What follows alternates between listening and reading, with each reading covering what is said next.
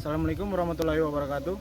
Perkenalkan, nama saya Muhammad Thorik Ardal Safitra dengan stambuk F231211123, Fakultas Teknik Jurusan Arsitektur Prodi Perencanaan Wilayah dan Kota.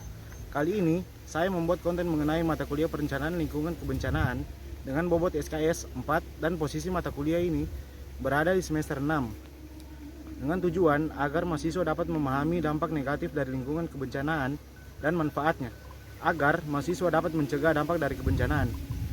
Visi Universitas Tadulako menjadi perguruan tinggi berstandar internasional dalam pengembangan IPTEX berwawasan lingkungan hidup.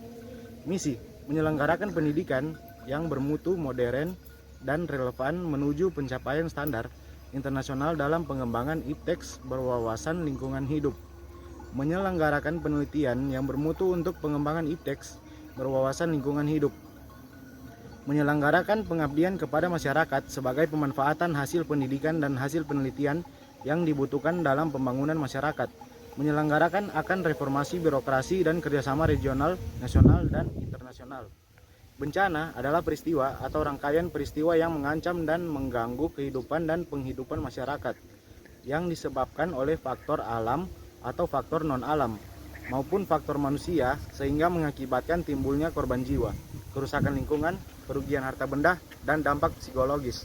Lingkungan hidup adalah segala sesuatu yang ada di sekitar manusia dan berhubungan timbal balik. Lingkungan hidup adalah sistem yang merupakan kesatuan ruang antara makhluk hidup dan komponen abiotik lainnya. Contoh kerusakan lingkungan yang dapat memicu bencana alam. Yang pertama itu penebangan pohon sembarangan. Terus ada sumur bor, pembuangan sampah di sungai atau sampah sembarangan. Contoh kerusakan lingkungan hidup yaitu dari gempa, tsunami, dan likuifaksi. Bencana alam dan lingkungan hidup memiliki hubungan yang erat. Kerusakan lingkungan dapat memicu bencana dan bencana itu sendiri dapat memperburuk kondisi lingkungan. Berikut beberapa poin kaitan antara keduanya. Pertama, banjir dan kerusakan lingkungan. Banjir sering terjadi akibat kerusakan lingkungan seperti deforestasi, perubahan tata guna lahan, dan pembangunan di daerah rawan banjir. Kekurangan hutan menyebabkan hilangnya fungsi penyerap air, sehingga air hujan langsung mengalir ke sungai dan menyebabkan banjir. Yang kedua, longsor dan kerusakan lingkungan.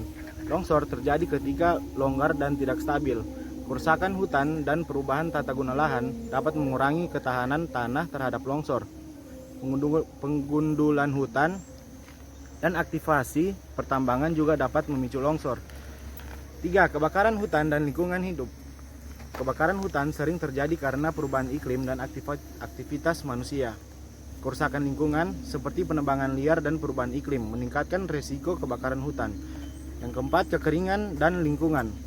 Perubahan iklim dan kerusakan lingkungan dapat mengganggu siklus air dan menyebabkan kekeringan.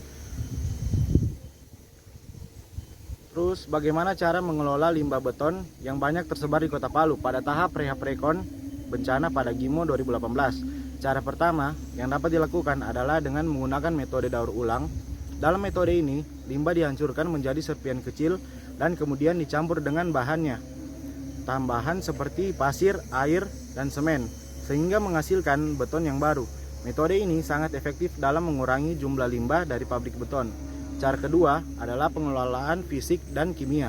Dalam pengelolaan fisik, limbah dihancurkan dan disaring. Dalam pengelolaan kimia, limbah diolah dengan menggunakan bahan kimia tertentu untuk menghilangkan logam berat dan senyawa kimia lainnya yang tidak dapat terurai dengan mudah.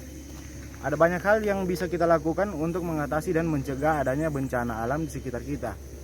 Hanya dengan hal kecil sekalipun, kita akan berhasil memerangi bencana alam yang disebabkan oleh ulah manusia dengan cara mencegah kerusakan ekosistem laut dan darat. Merupakan rasa cinta kita kepada alam. Tidak membuang sampah sembarangan di sungai. Dengan membuang sampah di tempat sampah akan menciptakan lingkungan yang bersih dan rapi dipandangnya. Tidak hanya itu, tapi juga dengan membuang sampah di tempatnya akan menolong kota kita dari bahaya bencana banjir. Menanam kembali hutan yang gundul atau reboisasi di tanah yang harus ditanami pohon kembali. Tidak membuang limbah pabrik di laut. Sebaiknya sebuah pabrik mengetahui bagaimana cara pembuangan sampah, pemanfaatan limbah pabrik mereka, dengan cara mencegah kerusakan laut seperti akan mengurangi pencemaran air laut dan biota laut akan terjaga. Melakukan tracering merupakan upaya untuk penanggulangan erosi tanah supaya tanah tidak terkikis dari akibat aliran air. Jika ada salah kata, mohon maaf, dan lebih kurangnya saya ucapkan terima kasih. Wassalamualaikum warahmatullahi wabarakatuh.